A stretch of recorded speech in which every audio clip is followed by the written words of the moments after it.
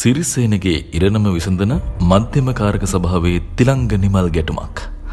ව්‍යවස්ථාදායක සභාව පොලිස්පතිට ඔරවයි. කේලිය බිල්ලට දීලා රාජිතගෙනයිද? ජනාධිපති ආශුලවා SBට තගක් දම්මලා. සිරිසේනගේ ඉරණම විසඳන මධ්‍යම කාරක සභාවේ තිලංග නිමල් ගැටුමක්. බැසිල්ලා මහින්දලා පොහොට්ටුව හදන්න කලින් ලංකාවේ ආණ්ඩු කරලා තිබුණේ පක්ෂ දෙකයි. එයින් එකක් එක්සත් ජාතික පක්ෂය, අනික ශ්‍රී ලංකා නිදහස් පක්ෂය. වැඩිම කාලයක් රට පාලනය කිරීමට අදාළව ගත්තත් ඊට ශ්‍රී ලංකා නිදහස් පක්ෂයේ සම්බන්ධයක් තියෙනවා. අන්න එහෙම පක්ෂයක් මෑත ඉතිහාසයේ පතුලටම වැටුනේ හිටපු ජනාධිපති මෛත්‍රීපාල සිරිසේනගේ කාලේ. මේ වෙනකොටත් පක්ෂයේ කෑලි කෑලි යමින් තියෙන්නේ. පක්ෂය රැකගන්න කියලා මෛත්‍රී ලොක්ක එක සෙල්ලම් දාන්න හැදුවත් ඒ කිසිම දෙයක් වැඩ කළේ නැහැ. බැසිල්ලා ස්ටේජ් නග්ගලා තමයි ශ්‍රී ලංකා නිදහස් පක්ෂයට පාක්ෂිකයන් ධම්මලා හූතියෙව්වේ. ඔන්නෝම බාල්දු වෙච්ච ශ්‍රී ලංකා නිදහස් පක්ෂයේ මධ්‍යම කාරක සභා රැස්වීමක් කියන්නේ අද කාලේ හැටියට ඒ තරම් ගණන් ගන්න ඕන දෙයක් නෙවෙයි. හැබැයි ඉතින් සිකුරාදා හැන්දෑවේ පක්ෂ මූලස්ථානයේ පැවති මෙදාපාර මධ්‍යම කාරක සභා රැස්වීම දිහා කවුරුත් බලන් හිටියා. ඒ මොකද වෙනදට වඩා ලොකු විශේෂත්වයක් තිබුණ නිසා.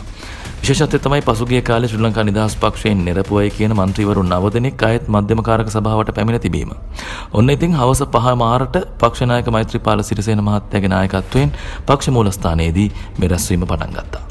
සාමාන්‍යයෙන් ඒ දැන් ශ්‍රී ලංකා නිදහස් පක්ෂයේ මධ්‍යම කාරක සභාවේ සංඛ්‍යාව 50ට වැඩි. ඒ අතරින් කීප දෙනෙක් කරුණ විට අනෙත් ඔක්කොම වගේ මේ රැස්වීමට ඇවිත් හිටියා. එහිදී ඉස්සෙල්ලාම කතා කළේ පක්ෂ නායක මෛත්‍රීපාල සිරිසේන. එයාගේ කතාව ටිකක් දීර්ඝ කතාවක්. කතාව පුරාම තිබුණේ පක්ෂයේ දුර්වලකම, පක්ෂයේ හමුවේ තිබෙන අභියෝග, පක්ෂ නායකයවන තමන්ට වැටලා තියෙන නඩුහබ ගැනත් කතා කළා. ඒ කතාවෙන් ඔහු නොකිය කිව්වේ මේ නඩුහබ උගුල් වලින් ගැලවී නිදහසේ ඉන්න තිබෙන එකම විකල්පය ගැන. විකල්පය ආණ්ඩුව සමග ගැටුම් ඇති කර නොගැනීම බව ඔහු නොකිය කිව්වා. කොහොමුණත් මෛත්‍රීපාල සිරිසේන මහතාගේ ස්ථාවරය ගැන ශ්‍රී ලංකා නිදහස් පක්ෂයේ ලේකම් දයාසිරි, එක්සත් ජනතා නිදහස් සන්ධානයේ ලේකම් තිලංග ඇතුළු මධ්‍යම කාරක සභාවේ බහුතරයක් අනුමත කළේ නැහැ. ඔවුනුත් ගැටුමකට නොගොස් අසා සිටියා. මෛත්‍රීපාල සිරිසේන මහතා මේ ඔග්ගලේ පැටලුණ හැටි ගැන ටිකක් මතක් කරගත්තොත් නරක නැහැ. ඔහුගේ නායකත්වයෙන් මුලදී ශ්‍රී ලංකා නිදහස් පක්ෂය සටන්කාමී පක්ෂයක්. රාජපක්ෂවරුන් සමග එකතු වී ජනාධිපති රනිල් ආණ්ඩුව පිහිටුවීම ගැන ඔවුන් මනාපව හිටියේ නැහැ. පාර්ලිමේන්තුවේදී වුණත් ජනාධිපති තෝරන්න රනිලුයි ඩලසෝයි අතර සටනේදී මෛත්‍රීගේ නායකත්වයෙන් ශ්‍රී ලංකා නිදහස් පක්ෂය උදව් කළේ ඩලස්ට. ඊට පස්සේ මෛත්‍රීගේ නායකත්වයෙන් ආණ්ඩුවට එරෙහිව විපක්ෂයේ පුළුල් සන්ධානයක් පවා බිහි වුණා. ඒ වෙලාවේ ඩලස්ලා, විමල්ලා, වාසු, උදය ඔක්කොම එකතු වෙලා හෙලිකොප්ටර් ලකුණෙන් සන්ධානයකුත් බිහි කරගත්තා. හෙලිකොප්ටර් ලකුණෙන් පළාත් පාලන ආයතන වලට තරඟ කරන්නත් මේ විපක්ෂයේ සන්ධානය සූදානම් වුණා. ඒ විතරක් නෙවෙයි, ඇතැම් මාසනවල ශ්‍රී ලංකා නිදහස් පක්ෂයනොත් ආණ්ඩුවට එරෙහිව තරඟ වදින්න අපේක්ෂකයෝ ඉදිරිපත් කළා. මෛත්‍රීගේ නායකත්වයෙන් මේ විපක්ෂයේ පුළුල් සන්ධානය ආණ්ඩුවට එරෙහි සටන ආරම්භලා දවස් 2ක් යනකොට එහි ප්‍රතිඵල එන්න පටන් ගත්තා.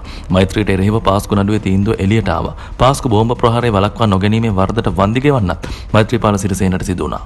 පොඩ්ඩක් එහෙම නෙමෙයි, විශ්‍රාමික ජනාධිපති හා මෛත්‍රී ලෙස ජීවිත කාලෙම පඩිගත්තත් ගෙවා ගන්න බැරි වන්දි මුදලක් රුපියල් මිලියන 100ක් ආණ්ඩුවත් එක්ක රනිල් එක්ක අරියාදුවට ගියොත් මෙන්න මේ වගේ කරදර තව ඉදිරියටත් සිදු වෙයි කියලා මෛත්‍රී වෙනුවෙන් උසාවියේ නඩු කතා කරපු ෆයිස මුස්තාපා වගේ ඉහළ පෙළේ ලෝයර්ස්ලා පවා කියන්න පටන් ගත්තා. ඕවා තමයි පරණ කතා. ශ්‍රී ලංකා නිදහස් පක්ෂයේ කවුරු කොහොම විරුද්ධ වුණත් අන්තිමේදී මෛත්‍රීපාල සිරිසේන දැඩි තීන්දුවක් ගත්තා. ආණ්ඩුව සමග ජනාධිපති සමග ගැටුමකට නොයා ඉන්න. ඒත් සමගම ශ්‍රී ලංකා නිදහස් පක්ෂයෙන් ඉවත් කර නිරපා දැමූ මැති ඇමතිවරුන් 9 දෙනාටත් සමාව දෙන්න මෛත්‍රී තීන්දුව කළා. එහෙම වුණත් තමන් ගැන විතරක් හිතලා පක්ෂයේ තුට්ටුවට දාලා මෛත්‍රීපාල සිරිසේන මහත්තයාත් කරන්න යන වැඩේ ගැන හිතලා තිලංගල දයාසිරිලා මනාප වුණේ නැහැ. පුද්ගලික අභිමතාර්ථ වෙනුවෙන් පක්ෂය පාවා දීම ඔවුන් සැලකුවේ පක්ෂයටම ද්‍රෝහිකමක් විදිහට විතරයි. අවස්ථාව බලලා කල්යල් බලලා පක්ෂයෙන් ඉවත්ව ආණ්ඩුවට ගිය මැති ඇමතිවරු 9 දෙනාත් මේ දුර්වල අවස්ථාවේ පක්ෂයට ආවා. රාජ්‍ය සමග සහයෝගයෙන් ඉන්න මෛත්‍රීපාල සිරිසේන ගත්ත මේ තීන්දුවත් සමග පහුගිය කාලේ ඔහුට ලොකු වරප්‍රසාද හිමි වෙන්න පටන් ගත්තා. කෘෂිකර්ම ඇමති මහින්ද අමරවීරගේ අමාත්‍යාංශ ආයතනික ව්‍යුහය තුලින් පාලනය වන පොළොන්නරුව කෘෂිකර්ම සංවර්ධන සැලසුම් සභාපතිකමත් සිරිසේන මහතාට ලැබුණා. ඒ විතරක් නෙවෙයි, තව යාන වාහන කීපයකුත් එක්ක ලොකු වටිනාකමකුත් ලැබෙන්න පටන් ගත්තා. ඔන්න ඔය තත්ත්වය ඇතුලේ තමයි සිරිසේන මහත්තයා පක්ෂයේ හැරගිය මිත්‍රයෝ ටික ආපහු පක්ෂයට ගන්න තීන්දුව කරන්නේ. සිකුරාදා මධ්‍යම කාරක සභාව රැස්වීමේදී මෛත්‍රීපාල සිරිසේනගේ කතාවෙන් පස්සේ තිලංග සුමතිපාල දීර්ඝ කතාවක් කළා. කතාවක් කිව්වට ඔහු ඉදිරිපත් කළේ දීර්ඝ පිටු 5ක ලිපියක්. මේ ලිපිය තුලින් තිලංග ශ්‍රී ලංකා නිදහස් පක්ෂයේ දේශපාලනය ගැන හැඳින්වීමක් කළා. ශ්‍රී ලංකා නිදහස් පක්ෂය එක්සත් ජාතික පක්ෂයෙන් වෙනස් වන්නේ කොහොමද කියලා පැහැදිලි කළා. එක්සත් ජාතික පක්ෂයට ශ්‍රී ලංකා නිදහස් පක්ෂයෙන් එල්ල වූ අභියෝග ගැන කරුණු කිව්වා. අන්තිමේදී ශ්‍රී ලංකා නිදහස් පක්ෂය දිය කර හරින්න එක්සත් ජාතික පක්ෂය චිරාත් කාලයක් තිස්සේ කුමන්ත්‍රණ කළ හැටි පැහැදිලි කළා.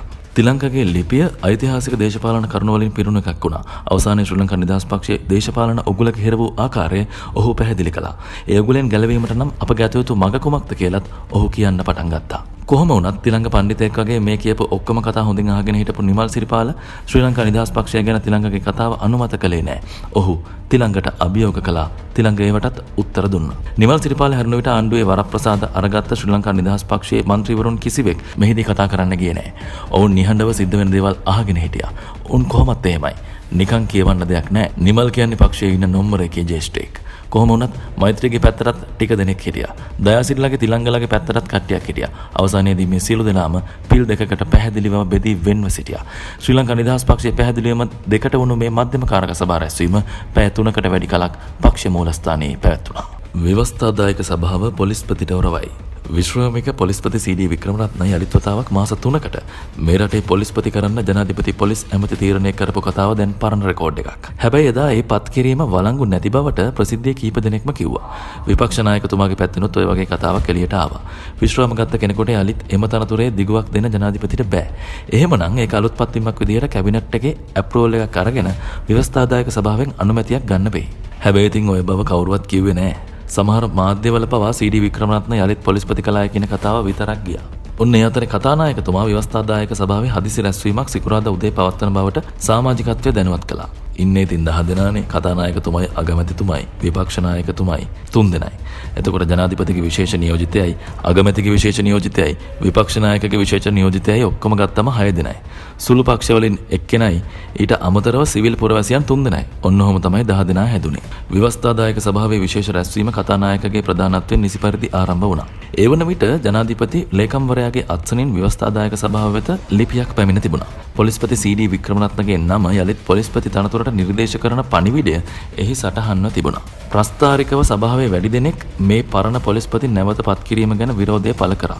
අගමැතිගේ විශේෂ නියෝජිතයා වන සාගර කාර්යවසම් මේ රැස්වීමට පැමිණ සිටියෙත් නැහැ. ඉන්න අයගෙන් සමහරෙක් මෙච්චර සිටින නියෝජ්‍ය පොලිස්පතිවරු අතරින් රටට සුදුසු පොලිස්පතිවරයෙක් අලුතින් පත් කරන්න බැරියයි කියලා ප්‍රශ්නයක් නැගුවා. කොහොම වුණත් ජනාධිපතිවරයා විසින් එවා තිබූ ලිපියේ එක් විශේෂ කාරණාවක් පොරොන්දුවක් ලෙස සටහන්ව තිබුණා. මේ පත් කරන පොලිස්පතිගේ නිල කාලයේ ඉක්ොත් වන්නට පෙර අලුත් පොලිස්පතිවරයෙක් සඳහා නිර්දේශ නාමයක් නොපමාව ඉදිරිපත් කිරීමට ජනාධිපති පියවර ගන්නා බව එහි සටහන් වෙලා තිබුණා. ඒ අනුව ව්‍යවස්ථාදායක සභාව අතින් తాවකාලික පත් කිරීම අනුමත කළා. පොලිස්පති සීඩී වික්‍රමරත්න යලිත් වතාවක් පොලිස්පති ලෙස වැඩ බැර ගැනීමේ කටයුත්තට නියත විවරණ ලැබුවේ එහෙමයි. සති ගණනාවක් තිස්සේ උණුසුම්ව දිගෑදුණු මේ ප්‍රශ්නයත් ඔන්නෝමලු අවසන් වුණේ. කෙහෙලිය බිල්ලට දීලා රාජිත ගෙනෙයිද? ශ්‍රී ලංකාව මුහුණ දී තිබෙන ආර්ථික අර්බුදයත් එක්ක මතුවූ සෞඛ්‍ය ක්ෂේත්‍රයේ කඩාවැටීම තවත් උග්‍ර වෙමින් තියෙනවා කියලායි සෞඛ්‍ය වෘත්තීය සමිති කියන්නේ. එම කඩාවැටීමට වෛද්‍ය හිඟය, වෛද්‍යවරු ඇතුළු පළපුරුදු සෞඛ්‍ය සේවකයන් රට හැර යාම වගේම ಔಷಧ හිඟයෙන් නොනැවතී ගුණාත්මක නොවන බෙහෙත් නිසා සිදුවෝ යයි සැලකෙන ජීවිත හානි මෙන්ම සංකූලතාවද වාර්තා වෙමින් තියෙනවා. ඒත් ඒ මරණ සහ සංකූලතාවලට නිශ්චිත හේතුව ඖෂධවල බලපෑමක් දැනන්න මෙතෙක් තහවුරු වෙලා නැහැ. ඔය විදිහට ආණ්ඩු විරෝධී බලවේග සෞඛ්‍ය ප්‍රශ්න මුල් කරගෙන දන්නේම නැතුව එක පෙරමුණකට ඇවිත් මෙච්චර දවසක් එකිනෙකාට එරෙහිව මඩගහගත්තු අනුරලා සජිත්ලත් මෙතනදී එක පිළක වැඩේ පත්තු වෙන්නයි යන්නේ කියලා රනිල්ට ඉවෙන් වගේ තේරිලා ජනතාවට ඖෂධ ලබා ගැනීමේදී ප්‍රමාදයක් සිදු නොවන බවට සෞඛ්‍ය අමාත්‍යාංශය සහතික විය යුතු බවත් මෙරට ඇති සියලු ඖෂධ පිළිබඳ විනිවිද භාවයක් අවශ්‍ය බවත් සෞඛ්‍ය ක්ෂේත්‍රයට අදාළ ගැටලු සම්බන්ධව පැවති සාකච්ඡාවලදී ජනාධිපති රනිල් වික්‍රමසිංහ කිව්වා කියලා ජනාධිපති මාධ්‍යාංශය කියනවා. ජනාධිපති මාධ්‍යාංශය කියන්නේ සෞඛ්‍ය අමාත්‍යාංශය විසින් පවත්වාගෙන යනු ලබන වෙබ් අඩවි මගින් දිනපතා සෑම රෝහලක් සතු ඖෂධ ප්‍රමාණය සහ දිනකට ලබාගත හැකි මුළු ඖෂධ ප්‍රමාණය පිළිබඳව දත්ත ලබා දිය යුතු බවට ජනාධිපතිවරයා අවධාරණය කළා කියලා. මෙම ජාලගත ක්‍රියාවලිය මගින් රෝහල් අතර ඖෂධ හුවමාරු කර ගැනීමටද අවස්ථාව හිමි වනු ඇතයි ජනාධිපති මාධ්‍යාංශය කියනවා. පවතින ක්‍රියාපටිපාටි මත ඇතිව තිබෙන ඖෂධ හිඟේ වළක්වා ගැනීමට FDA අනුමත ඖෂධ සඳහා යලි මෙරටදී සිදු කරන අනුමත කිරීමේ ක්‍රියාවලිය කඩිනම් කරන ලෙසත් NMRA ක්‍රියාවලිය හරහා නොගොස් FDA සහ UK අනුමත ඖෂධ ඍජුවම ඇනෝම් කිරීමට ඇති හැකියාව සොයා බලන ලෙසත් ජනාධිපතිවරයා සෞඛ්‍ය අමාත්‍යාංශයට උපදෙස් දුන්නලු. ජනාධිපති මාධ්‍යාංශය තවදුරටත් කියන්නේ ඕනම බාධාවක් ජය ගැනීමට කඩිනම් ක්‍රියාමාර්ග ගැනීමට හැකිවන පරිදි NMRA පනතට සංශෝධන යෝජනා කරන ලෙසද සෞඛ්‍ය අමාත්‍යාංශයට උපදෙස් දුන්නා කියලා. ওই ටික කියලා තියෙන්නේ කොළඹ ජනාධිපති කාර්යාලයේ තිබුණ සාකච්ඡාවකදීලු. ඔන්න ඒ ආසේ සජ්ජබ පාර්ලිමේන්තු මන්ත්‍රී රාජිත සේනාරත්න නැවතත් සෞඛ්‍ය අමාත්‍යවරයා ලෙස පත්වනු ඇති බවට සෞඛ්‍ය අමාත්‍යාංශයේ නිලධාරීන් අතර හෝගාලක් කතාවක් යනවා. ඔය අතර විපක්ෂයේ සමගි ජන බලවේගයේ සහ ජාතික ජන බලවේගයේ මන්ත්‍රීවරුන් කෙහෙලිය රඹුක්කැල්ල සෞඛ්‍ය අමාත්‍යවරයාට එරෙහිව විශ්වාස භංගයක් ගෙනීම සඳහා දැනටමත් සාකච්ඡා කරමින් ඉන්නේ. ඒ ඖෂධ ආනයනයේදී වංචා දූෂණ සිදු ඇති බවටත් ඖෂධ ප්‍රමිතියෙන් තොර බවටත් චෝදනා එල්ල කරමින්. ඔය කතා මොනවා වුණත් පේරාදෙණිය තරුණියගේ මළගෙදරත් එක්ක සමාජයේ යම් තැතිගැන්මක් එන හැඩක් තිබ්බා. විශේෂයෙන් ඕනම විදිහකට ගත්තම මරණය කියන එක දේශපාලනික කරන්න පුළුවන්. මොකක්දෝ එකකට මේ වෙලාවේ ඒක මතුවලා ආවෙන්නේ නැති වුණාට සමාජයේ යම් කේන්තියක් දක්නට තිබුණා. පොහොට්ටු මන්ත්‍රී කෙනෙක් හැටියට කෙහෙලියගේ අසංවේදීකම ගැන මිනිස්සු ගොඩක් කතා වෙලා තිබුණා. රනිල් උනත් ඒ පොහොට්ටු කඳවුරේ කෙනෙක් හැටියට සමාජගත වෙලා තියෙන මතය තවමත් අවසන් නැහැ. ප්‍රශ්නේ අවසන් නැහැ කියලා මිනිස්සු දන්නවා. ඒක දැනෙන්න තියෙනවා. සමාජ පුපුරා යන්නේ අපි හිතන විදිහට නෙවෙයි. ලෝකේ ඕනම පශ්චාත් අරගල සන්දර්භයක් කියන්නේ යම් ආතතිගත අවකාශයක්. මිනිස්සු ඉක්මන් වෙනස්කම් බලාපොරොත්තු වෙනවා විතරක් නෙවෙයි. අර පරණ අත්දැකීම් එක්ක වෙනස් දේශපාලන අත්හදා බැලීම් පවා කරන්න පෙළඹෙනවා. ඊජිප්තුවේ එහෙම වුණා. ආණ්ඩුවට තියෙන එකම සැනසීම විපක්ෂී නිර්මාණශීලී දේශපාලන අත්හදා බැලීම් නැති එක. නමුත් දේවල් නාය යන්න තියෙන අවකාශය තවමත් නැති වෙලා නැහැ. ජනාධිපති ආශුලවා SBට තගක් දම්මලා. ඔන්න මෙදාසරෙත් ජ්‍යෙෂ්ඨ මාධ්‍යවේදී අශෝක ජයතුංගගේ සතියන්ත ජනපති කොළඹ සටහනේ තියෙන කෑලි කීපයක් එකතු කරගන්නවා. කැමති වුණත් අකමැති වුණත් ජනපති කොළඹ තියෙන කරුණු කාරණා ගැන මීටත් වඩා සීරියස් ගත්තොත් හොඳයි කියලායි කියන්න වෙන්නේ. මොකද ඔය කොළඹ යන හුඟක් කරුණු ජනාධිපති වික්‍රමසිංහට එළියට දාගන්නම ඕන ඕපදූප. පහුගිය දශක දෙකක විතර අශෝක ජයතුංග ඇදලා තියෙන්නේ ඔය ඩියුටිය. මෙදාසරේ කොළඹ පටන් ගන්නේ ලෝක මහනා හිමිට ඇඳපු රනිල්ගෙන් ලෝකයටම බණක් කියන කතාවකින්. ඒක මෙහෙමයි. රටට සති දෙකක් පොලිස්පති කෙනෙක් හිටියේ නැත. ආණ්ඩුවේ සිටින පොහොට්ටුව කීවේම අරයාට දෙන ලෙසටය. තව කිහිප දෙනෙක් සටනේ සිටියහ. එකිනෙකාට පක්ෂ සහ විපක්ෂව ආල්ලිපි පිරුණු ෆයිල් ගණන් ගොඩ ගැසින. කපටි නරියා බිහිරෙකුසේ තම වාරය එනතෙක් කල්යල් බලා තම අරමුණට අදාළ ඉන්ජෙක්ෂන් එක ගැහුවේ සියල්ල බිත්තියට හේතු කොටය. මියගිය පොලිස්පති යලි ඉපදුනේ එහෙමය. ඒ කොළඹ එකේ මෙහෙමත් තියෙනවා. කෝටි 165ක් වැය කර රත්නපුර උසාවි සංකීර්ණය විවෘත කරන්නට ගිය රනිල්ට ජාත්‍යන්තර ගේමක් හුඟ කාලෙකින් නොදුන් බව මතක් විය. ඉංග්‍රීසියෙන් කතා කොට ඔහු ලෝකයට සහ මානව හිමිකම් කොමිසමට අදාළ සියුම් බෝම්බයක සේවනවලට ගිනි තැබුවේ සූක්ෂමවය. ස්වීඩනයේදී කුරාණය ගිනි තැබීම ප්‍රකෝපකාරී. ජිනීවා මානව හිමිකම් එක හා බටහිර රටවල් ඒක භාෂණයේ ගැටලුවක් ලෙස දකිනවා. භාෂණය සහ ආගමික නිදහස රැකිය යුතුයි. පාකිස්තානය මේක ජිනීව ගෙනියනවා. සිංගප්පූරුව වගේම අපිත් ඊට සහාය දෙනවා. කුරාණය, බයිබලය, ධම්මපදය සහ ත්‍රිපිටකයනොත් ලෝකයට ගත හැකි දේ බොහොමයි.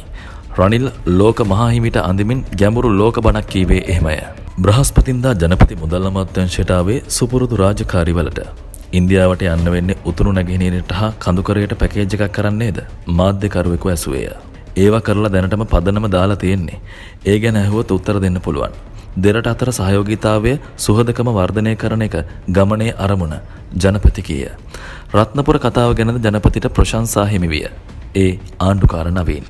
ලෝකයේ දුවන්නේ අපායට යන්න තියෙන බයින් ජනපති නවීන්ට කීවේ කොක් හඬලමිනි.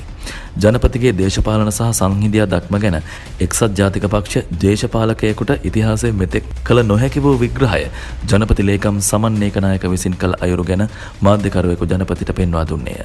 ජනපති හිසසලා එය අනුමත කළේය. අලි සබ්රිගේ ප්‍රධානත්වයෙන් තිබූ සංහිඳියා සමුළුවකදී ලේකම්වරයා එම වටිනා විග්‍රහය කළේය.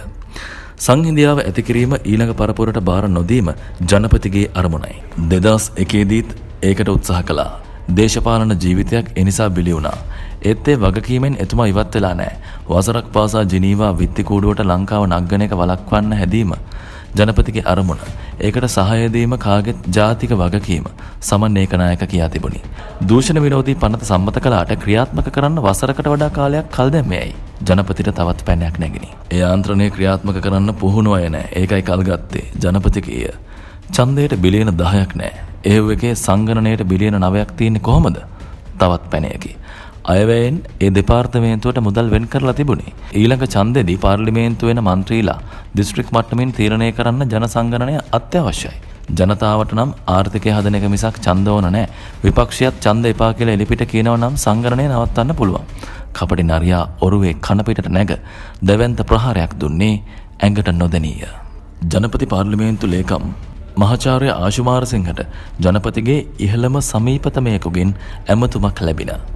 එම සිදුවීම ගැනද මෙහිදී අවධානය යොමු විය. මුදල් පනතක් පරාද කරනවා කියලා SB කියපු එක ගැන එයාගෙන් අහන්න. ආෂුට පැවරුනේ එවන්නකි. ඔබතුමා මුදල් පනතක් පරාද කරනවා කියන්නේ මොන පදනමකින්ද? ආෂු SBගෙන් ඇසු විට ඔහු කලහකාරී ලෙස කතා කරමින් ජනපතිට සහ වටා සිටින අයට ප්‍රහාර එල්ල කරලා. ඔබතුමාට ඒව කරන්න අපි ඉඩ තියන්නේ නැහැ. එහෙම වුණොත් ඡන්දයකට ලෑස්ති වෙන්න. අනික වොෂින්ටන් යාපු පුතාට ගෙදර එන්න බෑග් ලෑස්ති කරගන්න කියන්නේ. ඇයි? ආෂු රිසීවරය තැබුවේ අනිත් පැත්තෙන් ළඟ බෝම්බ පත්තු වෙද්දී. කොහොමද වික්‍රමසිංහ ජනාධිපති අරගලයේ උදවිය වගේම ජනාධිපතිගේ ළඟින්ම ඇසුරු කරන උදවිය කියන්නේ අගමැති හෝ විපක්ෂ නායක වික්‍රමසිංහ වගේ නෙවෙයි ජනාධිපති වික්‍රමසිංහ වෙනස් කියලා. ටිකක් සැර තග සීන් එකක් ගැන තමයි ඒ ගැන කරන කතාවලදී අහන්න ලැබෙන්නේ. කොහොම නමුත් ප්‍රතිසංස්කරණය සහ ප්‍රතිව්‍යුහගතකරණය වැඩසටහන් වල උදාසීන ගතිය යවන්නත් ජනපති තදින් ඉන්න බවක් තමයි පේන්න තියෙන්නේ. අර කියලා තිබුණේ ඩිජිටල් කරණයට විරුද්ධ රාජ්‍ය සේවකයන්ට යන්න දිහාවක් හොයාගන්න වගේ කතාවකුත්. ඔය අවස්ථා දෙකක් විතරයි. හැබැයි වැඩේ තියෙන්නේ හැම වෙලාවෙම හැම ප්‍රශ්නේම තගිරියෙන් විසඳන්න ගියොත් තමයි. ඒ මතක් කිරීමත් එක්ක අදට නවතිනවා.